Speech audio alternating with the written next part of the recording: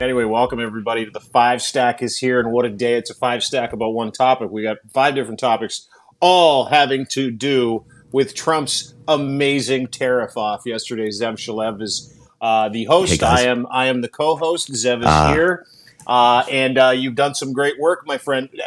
Let me ask you a couple questions before we get started on the five stack, and we'll roll through the five most important aspects of what Trump did yesterday in the Rose Garden. Did you get much sleep last night? no, Because I got a no. Substack post from you at like 3 o'clock in the I morning, was dude. writing and rewriting until I was trying to figure this thing out. I was like, what Yeah. what is he doing? It makes no sense. The whole thing is just nonsensical. So, I was like, I've got to figure it out because I don't like to, report in stories that I don't know. So I was up till 4 really, Yeah. putting together a piece about what this all is about. It seems like a giant con, the whole thing's one big giant lie. And we'll go through that today as we count Yeah. down the five craziest things about the tariffs. Did you get much sleep last night?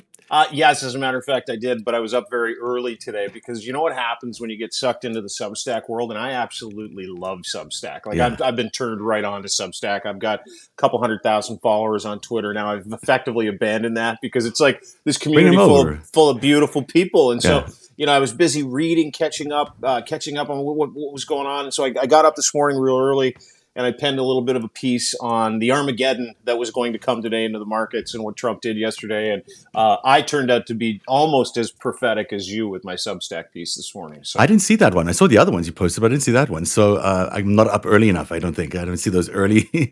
no, I I, was st- I getting up when you were going to bed, dude. Yeah, that's about right. We did a handover. It's Yeah. almost like a 24-hour shift. $2.4 trillion wiped out of the S&P 500 today. Hmm. That's a lot of value. If you're the president of the United States, who's all about making money, and you've lost your economy $2.4 trillion in just one day, that's not a good look. That's not a very good look. The number five thing, the craziest thing about these tariffs, and this is why I stayed up so late, is trying to understand how they actually Hmm. came up with the tariffs because they have no relationship to anyone else's tariffs. Actually, what they're about is trade deficits and not Yeah. about trade tariffs in particular. So a lot of these countries that are being tariffed at these extraordinary rates, they're being tariffed at these rates because they basically are selling too much of their stuff to America and buying too little back. And so, Trump being kind of a simpleton or not really understanding anything in a multiplex universe, Yeah. or Fucking just idiot. being, Are you your nice way of saying fucking idiot, by the way? yeah, it seems like it. I mean, I'm not an economist, but I could get this. So it's pretty clear that the way that they're doing this is that, hey, country A is not buying enough from us, and sorry, is buying too much from us and selling us. I'm sorry, country A is buying too much of our stuff and not buying. Whoa, is selling us too much stuff and not buying enough from us. That's what I'm trying to Nailed say. it. You got it. And what they and in exchange for that difference, they're increasing the prices that everyone pays for those products coming in from that country. But it's not. It's just a nonsensical equation. It doesn't make any sense that they've taken the trade deficit, the difference, and then they've divided it by the exports, and they've come up with this tariff idea. They've slashed it by half. Hmm. That's how they figured it out.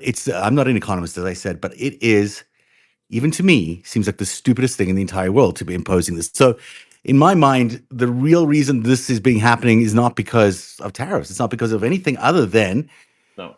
a bullying tactic or a money making tactic or a something like that. And so I'll pass it on to you, and then we can have a fuller conversation about that. No, you know what? Well put. It's funny because you expect these tariffs to come out yesterday when we were talking about it in the podcast. I said it's probably going to be much ado about nothing specifically for Canada. And it largely was, with the exception of the automotive tariffs, 25%. So this is a microcosm of what you're talking about, Zev.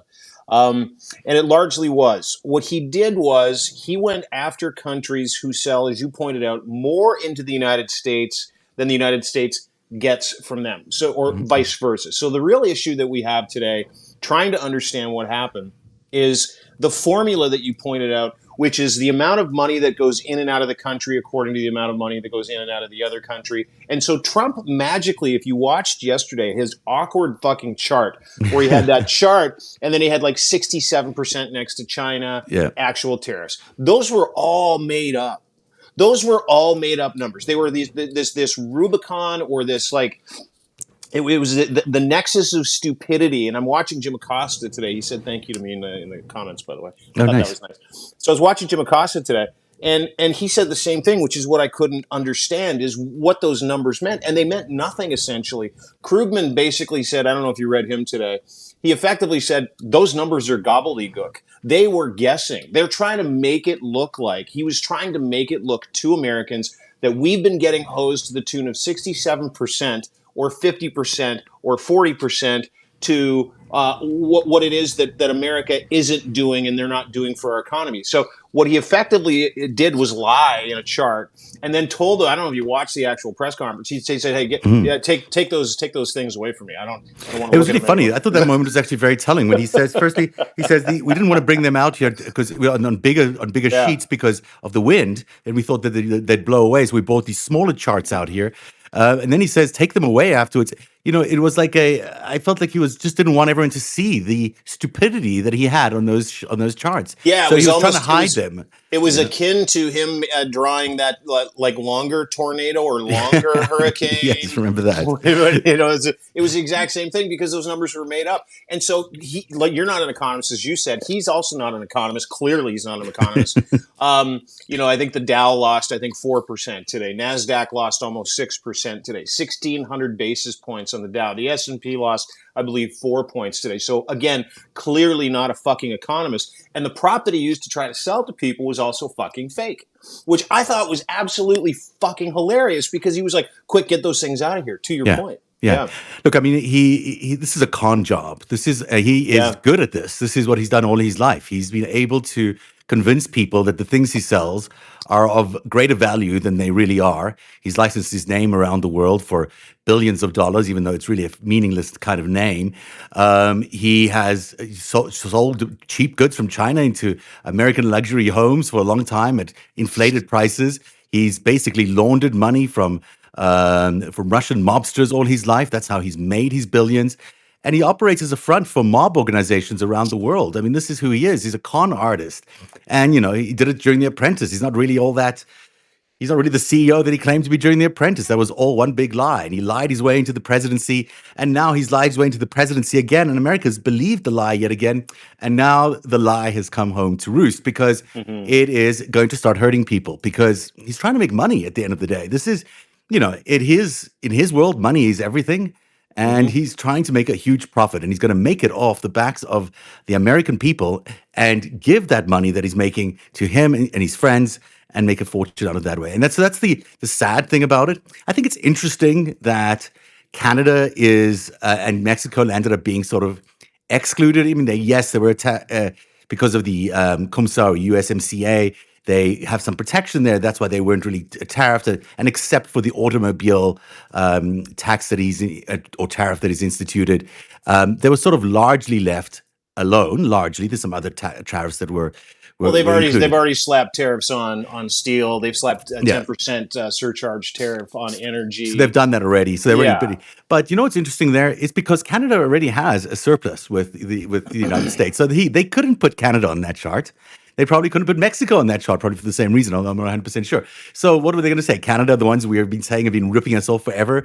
Actually, there's no deficit that we can charge them or figure out a tariff against them. So all they would have been Mm-hmm. stuck with was a 10%. So they had to exclude Canada and they had to exclude Mexico. Then on top of that, they excluded Saudi Arabia because Saudi Arabia is basically their daddy, and they excluded Russia because that's their other daddy, and Hong Kong because that's their third daddy. And you've got it's and so the rest of the world is sort of lumped with the tariffs, and those are the people who are busy making products on the cheap at minimal rates.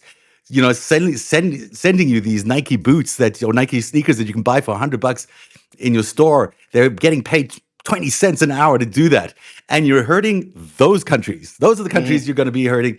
And then you're hurting the American people because you're going to be expecting them to pay a lot more while you rake in the profits. I mean, that's really the scenario. This exclusion and inclusion list is very telling because Mm-hmm. it reveals the lie underneath all of this.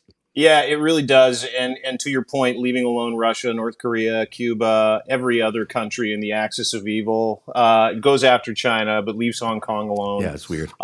Very, very odd. But when you think about what we witnessed today, specifically on the stock market, and I want to kind of get to a couple of specific examples. is what he's trying to do is a couple of things. One, I believe he's trying to short the market, and I believe he knows people that are taking big short positions in the market. They Bill must be right Ackman would be now. one of them. Yeah. Lutnick is another one.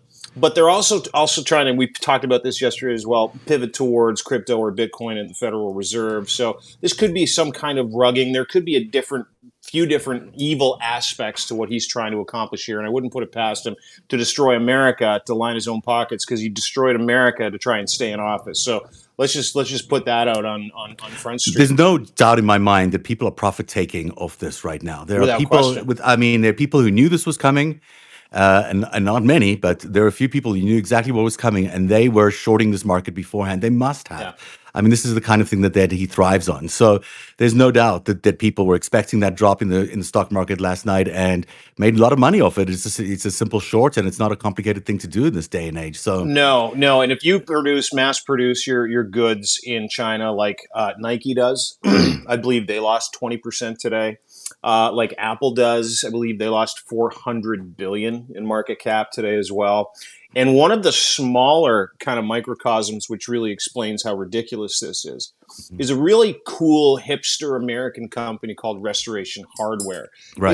They sell cool fucking furniture. Yeah, I've right? got some restoration hardware here. Actually, I I'm really like sure it. you do. Yeah, I'm sure you do. They last a You're long hipster. time. They last a long time. They last Yeah. a long time. Yeah, I had a set of fire pokers and fire equipment from Restoration Hardware once. I think my ex-wife has it. I have no idea where it is. So largely everything that they sell, they get made and outsource it in China, right? Yeah. Do you know how much market cap Restoration Hardware lost today? You know how much their share of their value that they lost today? I have that number. You tell me. 41%. Wow. Restoration, it is a bloodbath. And Aye. the guy that runs Restoration Hardware, the CEO, is like, we're going to have to play a different game. I don't know. And to that point, that was another tendril of what Trump's been trying to accomplish other than lining his pockets. He wants to force people to come back to the United States, produce their goods in the United States, make their goods in the United States. The problem is that you've got 80 years of outsourcing, so you can save money.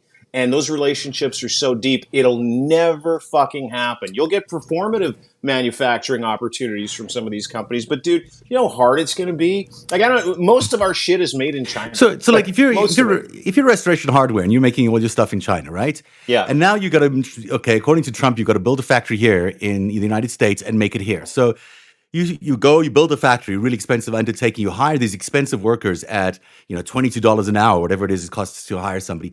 But you still need the stuff, right? You still need to buy the material to make it. Some of it might be available in the United States, but some of it may not. Some of it may be in Canada. It might be elsewhere in the world. You have to still import that stuff in. Well, that's also subject to a tariff, right? So even if you move your manufacturing into America, as he desperately wants everyone to do, it doesn't mean the prices come down. It just means maybe some of the production happens in America, but prices are more likely to go up. Way up. Because you know how American much worker they pay? wants.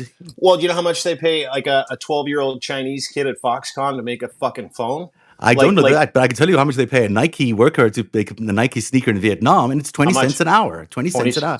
And the equivalent is $22 an hour in the United States. How are you going to compete with that? So that sneaker, which now costs you $100 to buy a sneaker today from Nike in America, $100, $120, will actually be costing about $1,000 just to make in the United States. Never mind the markup on that. So if you want to spend $1,200 on a pair of sneakers, then great. These tariffs are amazing. If you've got that kind of money, whoopee to you. But why would the Restoration Hardware or the Nike company decide to move their product manufacturing to the United States where it's going to be so expensive if they're not going to sell as much as they did before? They're not going to, because they're not going to be able to sell these sneakers at $1,000 a pair. And boom, there goes the whole theory. I mean, he's not going to bring back that kind of manufacturing into America. Maybe some high-end specialized manufacturing, maybe some really skilled stuff. Yeah. Yes, but this was a big project to get all this manufacturing offshore to bring down prices so we can all go to Walmart and buy cheap goods.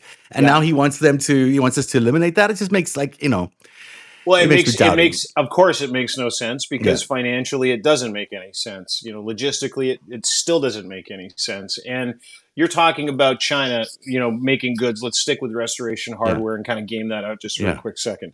Is they were slapped with, I believe the tariff amount was 40%, 39% today on all goods, which stacked up is somewhere in the neighborhood of 49% It's now. Somebody say crazy. 49 to 54%, And depending it's on what expensive China's doing. already. It's Restoration not hard cheap. is expensive. Yeah, yeah. So Makes you wonder what their margins were, doesn't it? yeah, it does a little bit. But Still worth they're it. gonna pass. I don't know. I don't think it's worth it anymore because you can get a couch there for 10 grand that now costs 14 grand.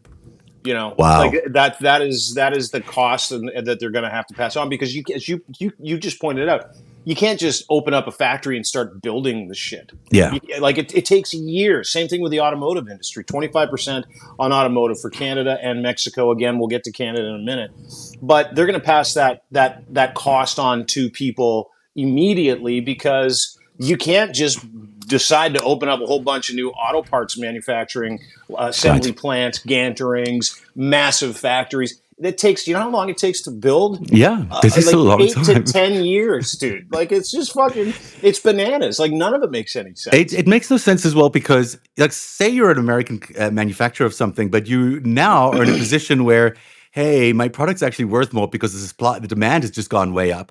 Mm-hmm. You're still not going to be selling the same price at a lower price. You're going to still increase your prices anyhow because you can now. So, Yeah. the likes of Target and all these other places that might need to move their stuff into the United States, their production in the United States, they're going to increase their product value anyhow if they have it. If they have it available and it's available at an export, or it's either in the warehouses or anything, they're going to increase the prices anyhow in the near term because they know they can because there's going to be such a demand on these things. So you get inflationary prices happening or inflationary pressures happening across the board from this, and at the same time, complete crashing the stock market, which, as a president, this is probably the top two things you shouldn't do. I mean, you shouldn't go for inflation and you shouldn't crash Number the one. stock market. This is the number one thing, Yeah. not top two. This is number one. Stealing state secrets and selling them out of your bathroom at Mar-a-Lago probably Yeah. is number one. Number two is intentionally tanking the fucking economy. Right? Like, Yeah. and that's the crazy part to so many people and so many economists and futurists that I talked to today. He's like, I said, can you put a timeline on the damage that was done today on the economy and when it came to relationships, Mhm. geopolitical relationship? He said it's not decades, it's generations. It's going to take the United States of America generations to get that wealth back. It's going to take the United States of America 25 to 50 years to curate relationships that he's torched in 77 days. You don't think that he's going to back down on any of this? You think he's going to stick with this for the long run? He might just be that stupid. And by the way, that number of 25 to 50 years goes Yeah. up every month that he remains in office. So, like, your 401k, Social Security, Medicaid, all that's also on the chopping block. You're going to lose there. You lost $4 trillion in market value on top of, the previous 2 to 3 weeks where he was dancing around the tariff thing, another $4 trillion. So you've lost around 7 to 8 trillion in market value in the United States over the past. And he expects that trillions of dollars to be coming back in. His whole theory, by the way, which let's recap here. Number 5 on our list was that it's not actual tariffs, it's deficits we're dealing with. Number 4 was that there are key countries exempt for weird reasons, and we went through the list. Number 3 is it's going to cost Americans thousands, and I just want to, and that was what you were just talking about, the Restoration Harbor and all that other stuff. But I also want to say that the overall increase for the average American could be as much as $5,000 a year, which is astronomical for most families. They can't imagine that on top of all the other pressures that you were talking about. I think the median salary in the United States for an individual is in the neighborhood of $44,000 to $48,000 a year. Yeah. So you're going to carve another $5,000 off that. It's a nightmare. It's a nightmare. A lot of people don't even get by now. I mean, think about your average things that you might buy in every year in every household. Maybe an iPhone in your household. That's an extra 40% on that iPhone. That iPhone currently costs you about $1,100 or whatever it is. Add another 40% on that. That's a lot of money. It's $400 just on one item. Mm-hmm. Never mind every other thing that you might need in that year. From your high school or school necessities that you might be wanting to buy for cheap at Walmart. Well, those school supplies, guess what? They're going to increase dramatically as well. So suddenly, instead of it being like $20 for a backpack, you're going to be paying $80, $90, $100 for a backpack. So, this is going to happen everywhere. And it's cruel and it's unnecessary. And it sort of begs the question of why. Like, why do something like this? And we have some time. So let's talk about what the potential reason is for Donald Trump to do something like this. Like, why go after the American population and their pocketbook? Well, that's a great question. And I laid out one of those possibilities today in a Substack post, deanblundell.substack.com, which I would invite everybody to go read. It's a Because good one. Everyone should. I was It's really yeah, good. well, it follows up a lot of the work that you've done. And I think that there is something more nefarious here than him trying to get countries to pay their own way who already pay their own way, because that's been debunked, right? And I think part of it is, I think he is, and we mentioned it earlier, he's shorting the stock market, he and his friends. He's also propping up and boosting Bitcoin, he and his friends, so that they can move to the Federal Reserve. But I That think is a big this one. is That is a big one. Let's actually pull. Okay, do your list, and no, then we'll come no. back to it. Yeah, I please. Yeah, no. Okay, Expound on it, because like there is so much at stake for his inner circle. Whether it's David Sachs, who you knew well, you're an expert on the subject. You're an expert on the South African mining mafia. You're an expert on Elon Musk. You're from there. You know these families. You know their history. All of the people that he's surrounded himself with in the Broligarchy hold a massive amount of Bitcoin, a massive amount of Bitcoin. they created it. So they not only created it, they govern it, Mm, they own it. And mm. so the Peter Thiels of the world, the Botas of the world, the Elon Musks of the world, David Sachs. This is South African Andreessen, mafia. Horowitz, those guys, everybody, that Yeah, whole group, they're that also PayPal mafia is very, very invested in crypto. They yeah. will get a lot of money Oh if my crypto God. becomes deregulated in the broader American market, which only really happens if you have like a dollar collapse. At the end of the day, if you're looking to replace the global currency, which is the standard bearer is the dollar and has been for many years, if you're looking to replace that with another currency, well, you need that dollar to collapse. You need the economy to Well, yeah, you crash. can't replace fiat money when fiat money Yeah, is still strong right. and the U.S. Yeah. dollar is the standard, right? So you need it to go down to practically zero to actually, Yeah. you need runaway inflation. You need these isolationist tactics to make sure that investors don't come into your country. So you're trying to precipitate that if you are a president in search of that collapse.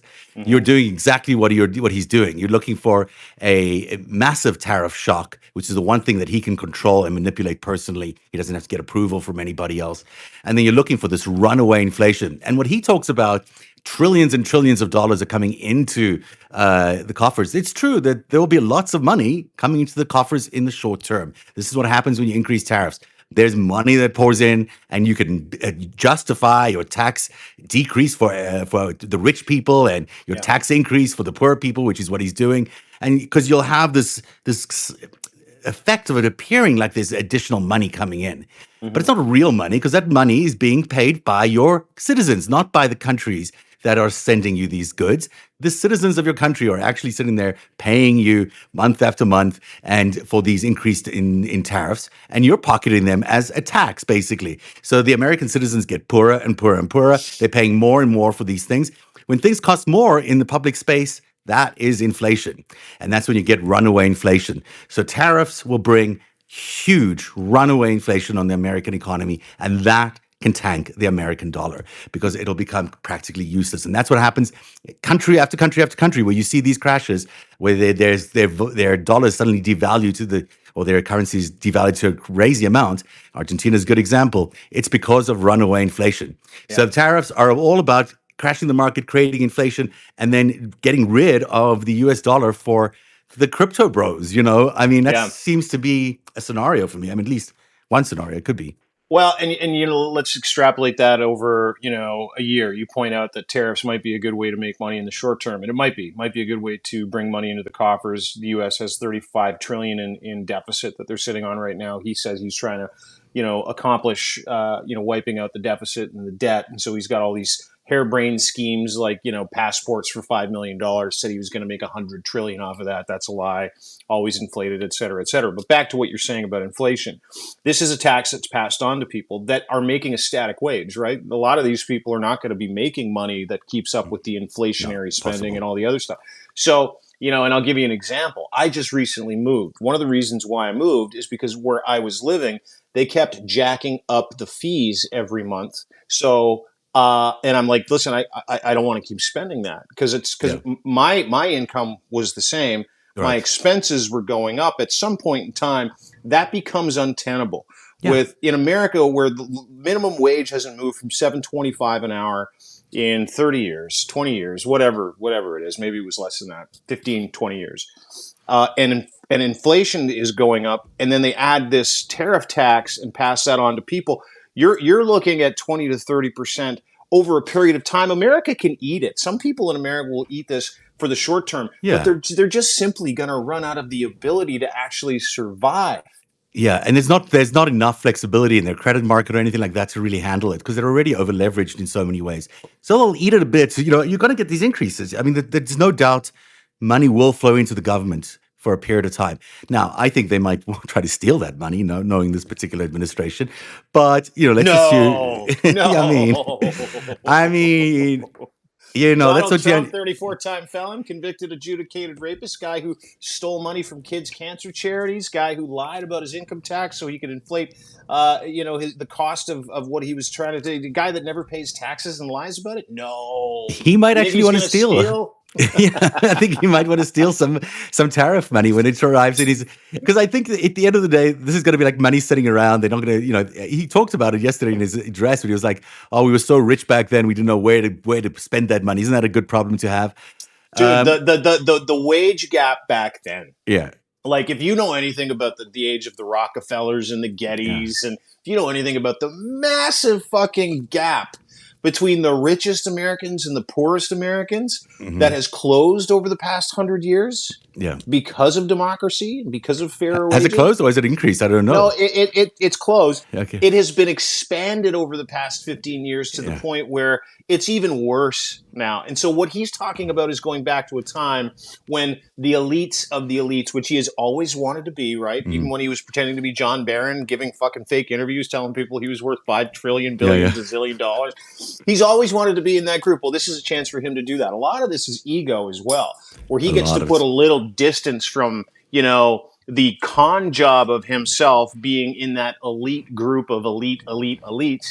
And this is his opportunity to cement that And legacy. to make everyone subservient to him. I mean, that's one of Mm-hmm. his big goals here is to, you're going to be able, lots of people, lots of countries, lots of different industries are going to get exempt from tariffs in the next few weeks. Of course, anyone who comes, and kisses the ring and does it appropriately is going to get exempt from tariffs. It's about as Dude, they're called guaranteed as, waivers. They're called yeah, waivers. And so waivers, so effectively, and this is a great story, and I yeah, just read this before we got yeah, on the air, and I think everybody should pay yeah, attention to this. He said today, it's fucking crazy. Like, if you've been to the UK or Europe, yeah, right? You go over there and you have fantastic culinary experiences because they don't pump a bunch of shit into their meat, into their food, no yeah. GMOs, no hormones, no antibiotics, none of. They don't fill it with shit. So Trump basically said today, he's starting to say the crazy loud parts out loud. Yeah. He's like, "Oh yeah, well, if you want to avoid these tariffs, England, you're gonna have to start taking our chlorinated chicken." Did he really? Oh my gosh. He really said that. And I'm like, there you go. I mean, this is just carrot stick leverage. That's all it is. And, some of the, I don't know if we're going to get to any of, the people that weren't sanctioned Russia, which is bananas. And the excuse there was like, hey, listen, we don't really do anything with them anyway. So there's no point, which is fucking crazy because he literally sanctioned and tariffed the Marshall Islands Yeah, we should have and penguins. and an island called Heard Island, Mm. residency of human beings, zero, close to 2 million penguins and about 100,000 walruses. But the good people of So, the Russian Federation and the good, leader there gets nothing. It's zero nada. tariffs. Now he says he's already adequately sanctioned. I mean, you could say he is pretty heavily sanctioned, but he's still, could you believe, $3.5 billion in trade from Russia to the United States, and it should be tariffed just like everybody else. But he's in the business of making Vladimir Putin feel fantastic about absolutely everything. That Yeah. today, and this is just an aside, but I have to mention it. He allowed Kirill Dmitriev, who is one of the architects of the attack on democracy in 2016, the guy who actually put Donald Trump in power in the first place in 2016, that guy who's been banned from coming to the United States all this time was given a special waiver to come to the United States just today to have talks with Witkoff, whatever his name is, on Russia and whatever else he's choosing to do. And at the same time, he's dropped the sanctions against his good friend, and his name is going to come to me in a second. Maybe it won't. Maybe it won't. Deripaska? Did he No, it wasn't Derp. It unsanction? was the other one. It was the other. Abramovich? The other one. Come to me. I'm sorry. But he's the wife of this oligarch who has also been banned for a long time. These are the. Oh my gosh, it's on the tip of my tongue. It'll come to me. Dude, just Google it. Just Google it right now. You can do a live Google on this. I put Gemini on my phone yesterday. If I can. could, I'd ask it for you. You did. You put Gemini. You're a Gemini guy. I'm a I got it all. Claude guy, and I like it. So the sorry. Rodenbergs. The Rodenbergs is who I'm talking about. Yes. I just needed a moment. You put me under pressure sometimes, but I love you. So Karina Rodenberg's his wife. She's now been desanctioned from the list, which in the oligarch world, if you're the wife or the person itself, it doesn't make a difference. It's all just one big enterprise. So this is one of Vladimir Putin's closest friends. They basically grew up together. He's there, he's only an oligarch because of that. He and his brother, they have a huge, huge amount of money just because of this special relationship with Vladimir Putin. And Vladimir Putin probably called Donald Trump up in the last few days and said, you know what, why don't you just ease off the Rodenbergs and maybe let Karina back into the country? And lo and behold, they secretly did that. So at the same time as he's coming after the rest of the world for being, supposedly raping and pillaging Americans, he is rewarding Vladimir Putin with these rewards of bringing Kirill Dmitriev and Karina Rodenberg into the country so they can do their thing. And to me, that tells you everything you need to know about how corrupt this administration is and how badly this is going to end. Because if you see what happened to Russia, that's what's going to happen to the United States of America if we go down this road. I don't disagree. And yeah, I did read that as well today, that he was going to allow an envoy from Russia into the country. And that envoy he's here right now meeting with Steve Witkoff, to your point. It is, you can believe what you see. You don't have to read into this. You don't have to wonder what the fuck the guy's doing. He's clearly not on your side, America. He's clearly not on any ally's side that they've had for the past 80 years. And Mark Carney today, I don't know if you've got this in your, is this number two, number one? We are like wandering into the numbers twos and number two. We're still number two, but go ahead. It's still about global reaction and chaos or whatever you have. Yeah, so global reaction. And because of those signposts, Mark Carney today, the Prime Minister of Canada, who's currently embroiled in a federal election that he called, and he is taking off in the polls. He met the moment today. Yeah, he was good today. My God. He was really good. He was incredible. And very measured, but smart and very principled, all the right stuff. Yeah, calibrated response, slapped 25% tariffs on U.S. automobiles coming into the United States, left the auto parts that were made in the United States off that list because it was really important that we keep Canadians working. He didn't feel like he needed to be punitive. So if any vehicles that Canada deems or decides are not part of the CUSMA or the Canada-U.S.-Mexico agreement, it's called two different things depending on what country you're from, by the way. Canada, we put our names first, so it's CUSMA. USMCA for Americans, but it's the same thing, yeah. So Canada, he effectively stood up at the stump today, and he basically read America's obituary to the free world, where he stood up and said, it's over again and again and again. Our special relationship with them is over. Our 80-year post-war trade agreements with them are over. Our ability to do business in global markets with the United States is over. And then he said something that was really important. He said, if America does not want to lead, we will. And he effectively said to the United States today, not only is our relationship with you dead, not only are we going to hit you with reciprocal tariffs dollar for dollar, but we're going to take over leadership of the free world. And we're also going to, and he made mention of this, work with other global partners to make sure that this works. And about 2 weeks ago, he put out a plan to do an energy corridor across Canada. And that energy corridor was pipelines, natural resources, rebuilding different ports of call in the north so we can use that Northwest Passage and get our stuff easily and quickly over to the EU, and the EU can do the same here. So, what Mark Carney did today, as you pointed out, in a very measured, very calm, very confident, very authoritative, no bones. There was no negotiating. There was no, Yeah. well, we hope to reach out. He effectively just put the gauntlet down and said, it's done. We're going to take the space of the leaders of the free world, and we're going to do things that no one has ever thought possible in this country, so we can make that happen. And I thought that that was one of the most seminal moments in Canadian political history, in global history. Knowing what's at stake, he called outgoing Chancellor Schultz, struck a new EV Green Deal with them, struck a couple of other partnerships with them prior to actually getting up to the stump and saying, hey, America's dead. Let's do business. And then shortly after that, Macron from France, who's super pissed, basically told the free world in a press conference, okay, it's a bad idea to invest in the United States. So invest with the EU and invest with Canada because your money is safe in our two countries. Well, this is what Donald Trump has done. He's signaled to the world that it's not, the United States is no longer a trustworthy partner. You No. can no longer trust them with your investments. You can no longer trust them with your dollar. And that becomes, that's so pernicious when you think about them being the gold standards for so many decades, a symbol of trust and a symbol of reliability and a Mm-hmm. symbol of doing good.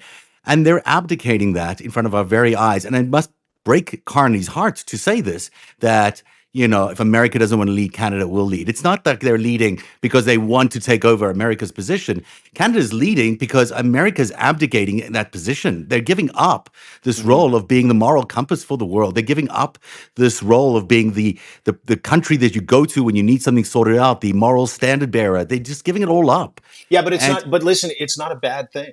It's not a bad thing for Canada and certain it's EU countries right now fine for because it's Canada and it's forcing fine, but us it's to sad for the up the ante. world. Yeah, I It's know. sad for the world, and it's certainly sad for Americans because, Americans feel the same way about those values. Half of them, more than half of them, did not have anything to do with this guy being Mm-hmm. elected. And, and they're being forced into this position as well. They are seeing their rights being taken away. They're seeing the fear being increased in America, whether it's because of deportation, whether it's freedom of speech, whether it's just this economic bullying that's happening through the collapse of the social security system that might happen, or these inflationary tariffs that are happening. All of that is going to squeeze Americans down to like an actual survival mode, Mm-hmm. And when you're in that survival mode, you're not going to be thinking as much about, hey, I should say whatever I need to politically because I believe in these things. You're going to be thinking about surviving. And you're going to be thinking about where your next food is coming from, and that's what you're going to be worried about. And that's what they're trying to do. They're trying to bully and intimidate an entire country Mm-hmm. Mm-hmm. into submission. So Mm-hmm. they give up on these noble values that have really given us decades of incredible peace and prosperity, especially in the West. And yeah, Carney and the EU, hopefully they can lift that mantle, and they will. And hopefully that we won't step into a world war over this, but to lose a country with 300 million people in there who are free and good consumers and surviving and have a thriving economy, to lose those 300 million people into a despotic dictator that we're going to land up with in the United States is mortifyingly sad Mm-hmm. for everybody.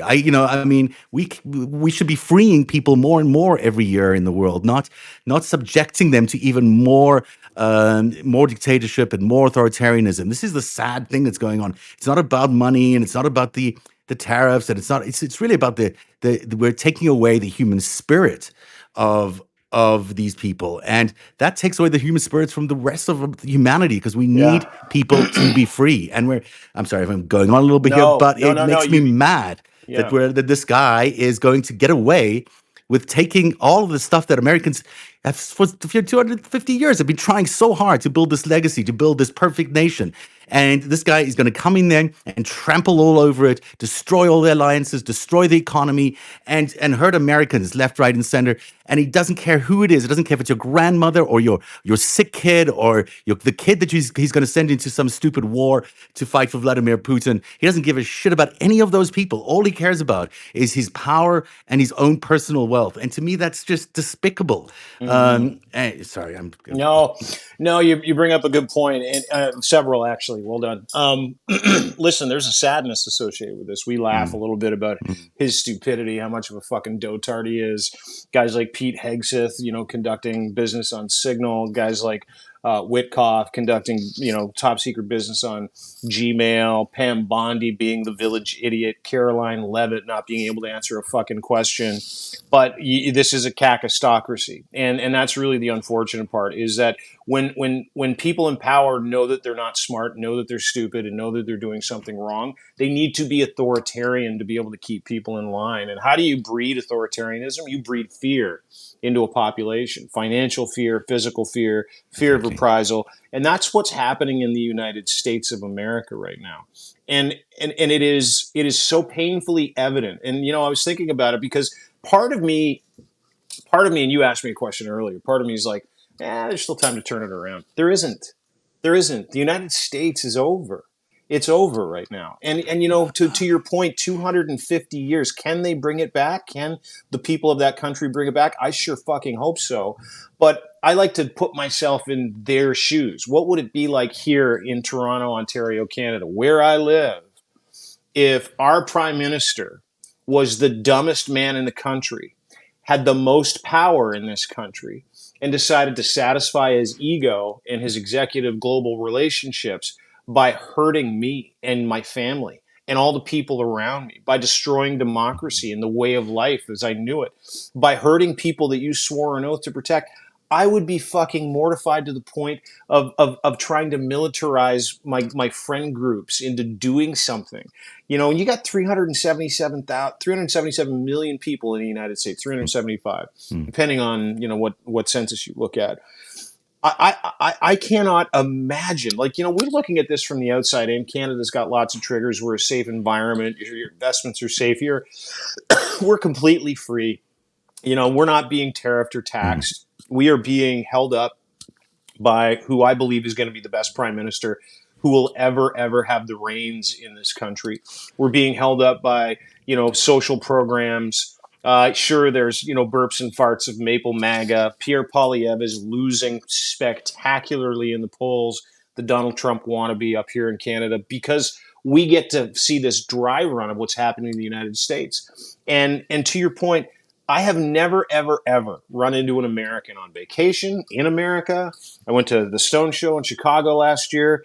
I met so many beautiful Americans. And I remember saying to a buddy of mine, I'm like, God, I love American people. I'm wearing a Canada mm, flag. It's got a Rolling Stones thing, but it's a Canada tour thing. And he's like, oh, you're Canadians. We love Canadians. We love, well, we love Americans. And we say mm. this on every single Yeah. podcast. But if you put yourself as a Canadian in an American's shoes today, you're mortified.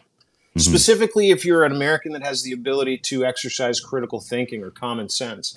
Specifically, if you're watching the reputation of that country not only take it in the shitter, but also Canada kind of end run the United States and go, because this is what Carney said too. He's like, I reluctantly am having to do this Yeah. because America is abdicating their responsibility to their partners, to their people, and to Americans. So it's up to us to lead, and we're going to lead.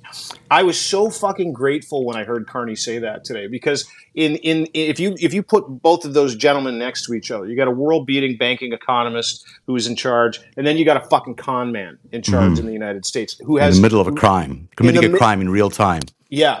So I fear for the American people. I think the American people can do something. I think on the 5th, which is what, Friday? No, it's Saturday. You're going to Saturday. have the hands off protests that Yeah. are going to wander around the United States, and I hope that country goes on strike. I really do. Well, they've got to go. This is the moment. I mean, there have been many moments in the last few years where we've thought, well, these people should be doing this, shouldn't be doing this. When are they going to protest? Whatever. I firmly believe that we are here. We are now at the moment where, nothing is going to happen unless the people do it. And I don't know how much more evidence you need that it needs to happen other than your 401ks collapsing or your social security under threat or Medicaid. your Medicaid or the government staff in your state being completely fired, your neighbors losing their jobs, a potential recession coming up, if not a depression coming up, Yeah. a total disregard for your family's interests, including the cancellation of Meals on Wheels, taking away the Department of Education CDC. from people. See all the CDC, the FDA monitoring all your things that you're aligned to know that your food is safe and that your drug supply is safe. And that Yeah. you know if there's a pandemic coming, someone was actually going to try and stop it. All those things are being trashed, and all for some radical experiment by this crazy lunatic of a guy who can't even prove what he's talking about. You know, the the creation of those tariffs were based on complete folly. There's nothing. Those numbers that he held up were bullshit. There was nothing there. He was just deciding that he wants the world to come and beg him for power and beg him for access to the American Ego. market. It's Ego. ego. There's Ego nothing is there. And this Donald Trump's man, ego is yeah, going to destroy the United States, and it is yeah. going to kill hundreds of thousands of Americans. And this is what we're talking about. We're talking about life and death stuff right now. We're talking about people who are, maybe right now, a lot of people can afford their medication, but we're even seeing that those prices, the number of people in America who can't afford their healthcare, can't afford their medication on a regular basis is increasing month after month. Credit is increasing month after month. How long is this sustainable? With these now additional pressures on the economy that are going to be happening, with the inflationary pressures, with the tariffs that are coming, now is the moment that Americans need to fight for their existence. It's not as simple as we just have to protest and hopefully they'll back down. There's got to be a determination that this has got to end. This government is not representing your interests. The Constitution is pretty clear about this. If you don't like your government, you can change it. And you need to go and change it. And it's up to Americans more than anybody to do that. I mean, God knows you'll have support from the rest of the world, Yeah. but it's up to Americans who need to go and hit the streets.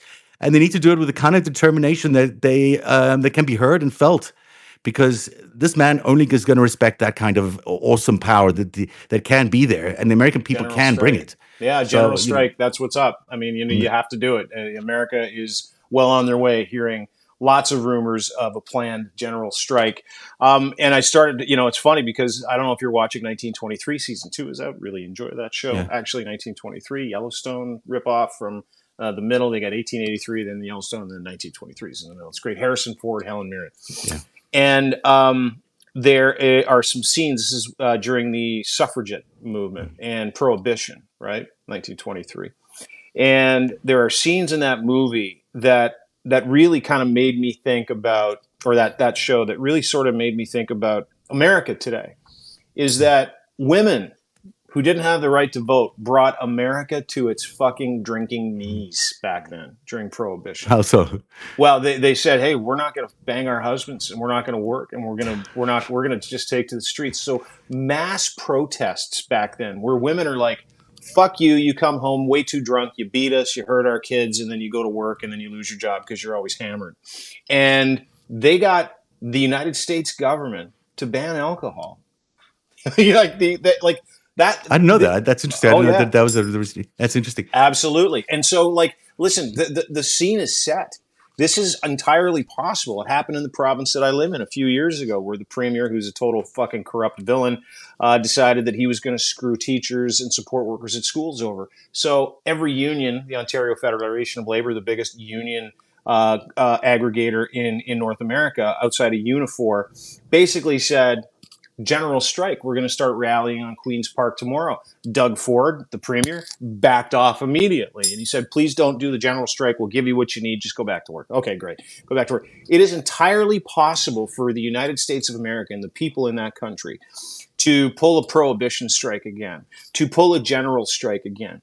Because you know what that does? It tells Donald Trump, we're not going to work. We're not going to do the business of this country unless you do our business, unless you help us. And you're not helping us, you're hurting us.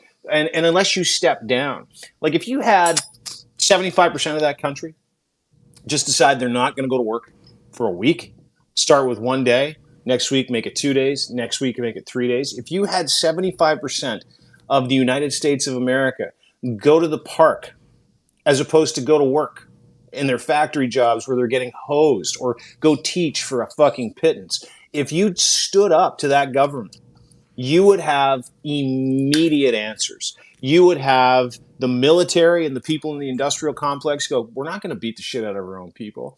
You're going to put Donald Trump and his group of assholes on an island, and then you're going to start to force some change. But that's legitimately the conversation that's being had, and I think the hands-off protests that start this week are a really great start I to haven't heard that. about the general strike. I must be honest, the first time I've heard about it. But I think, any actions like that that are peaceful, Mm-hmm. ultimately, obviously have to be peaceful, that can exact a price are very important. And equally, I think the protests, the sheer numbers that show up are going to be very important for everyone Mm-hmm. to see. Because if it's millions of people, and if he really feels the anger, and if he feels the pressure, he could buckle, but he's not going to buckle obviously immediately. But if this happens repeatedly, there's a lot that can be done. But I also want to point out that resistance and it doesn't always have to take the form of public protest. Every person in their communities, holds a little sway, holds a little power. There are people.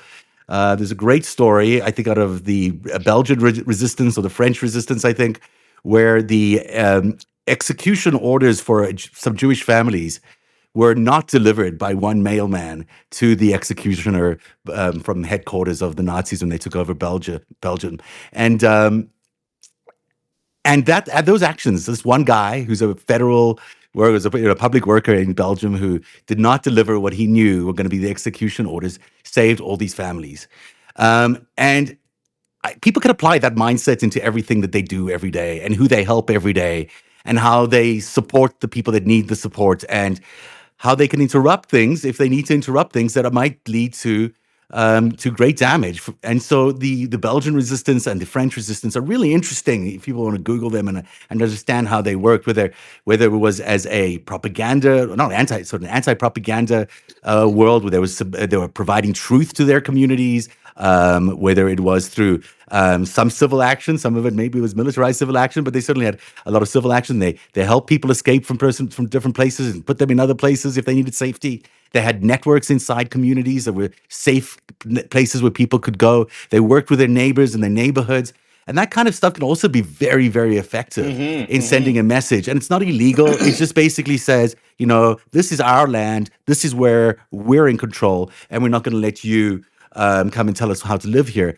And the other piece of that is to organize within your communities if you're going to any of these protests. It's great if you want to go on your own, but how much better is if you're going with your communities, your neighbors, your friends Yeah. from your community, so you can build a network inside your towns and inside your neighborhoods that you can trust, because that fabric is very hard to break. That is very hard to Mm. break for big dictatorships like this. And someone just asked on the thing what I thought about a coup.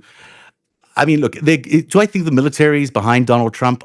I do not think the military is behind Donald Trump. And I think it's one of the saving graces of the last few weeks is we've seen how principled the military has been every time they've had one of these idiots like Elon Musk or Hegseth kind of trying to tell them what to do. They have pushed back and shown exactly where their line is.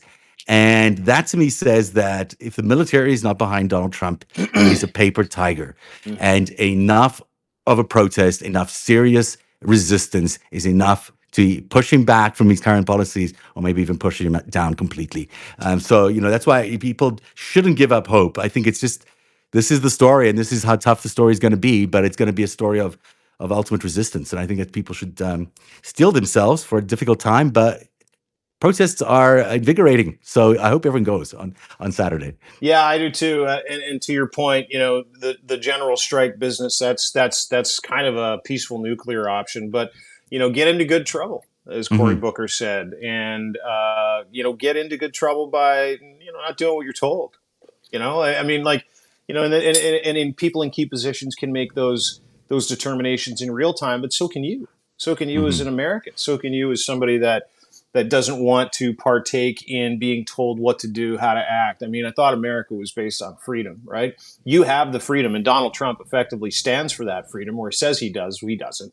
But the freedom to decide you don't want to pay your taxes. I mean, the freedom to Yeah, decide absolutely. that you're not going to do your job today. You're not going to help him in different ways, different forms. There are different ways you can be obstinate, and if you're obstinate on a mass scale, that's not just going to get noticed, but it's going to impede the business of whatever Donald Trump is trying to accomplish in the United States of America. And I want to talk about the military real quick before I Yeah, let you sure. go. Yeah, go for it. I had a conversation with a person in the Canadian Navy. He's got 25 years. He's a senior officer.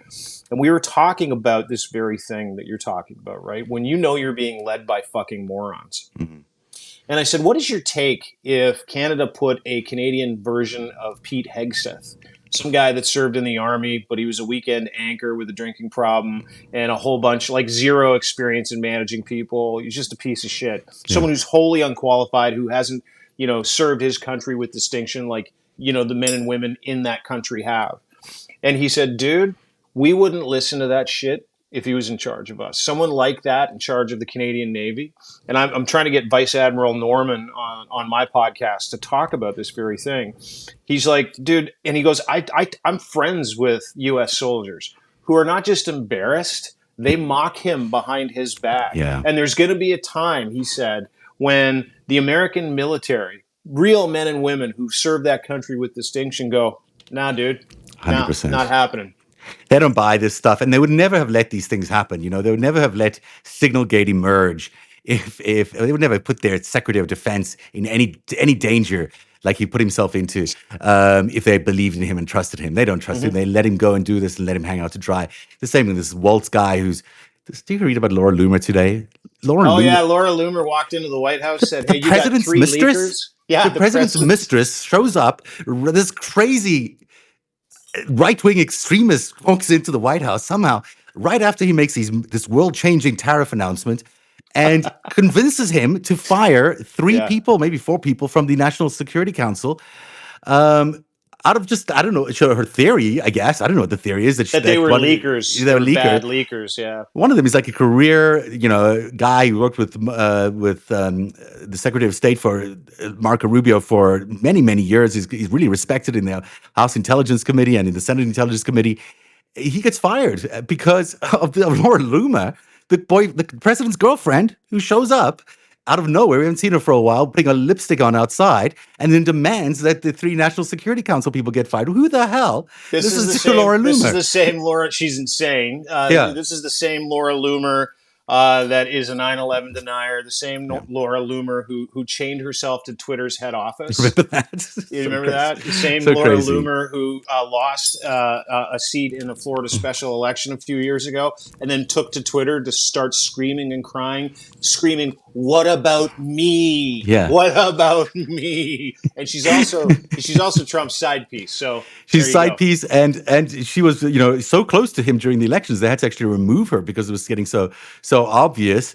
But somehow she made her way back in order to tell him to fire staffers. She's legitimately psychotic too. Like she's not even I'm not a psychologist. She's about as bipolar and schizophrenic as you can get. If you're looking at somebody's head on and you're like, there's multiple personalities in there for sure. She's fucking crazy. Or an asset, or an agent, or I don't know, something very, very operational. Hey, we didn't get to the number one story today, which is really about the fact that everything that Donald Trump said to you yesterday about the fact that the tariffs made America so rich in the 1900s, and it's only because of the income tax that the tariffs, that the depression happened, and then that's only because they stopped using tariffs as an instrument to force all this wealth.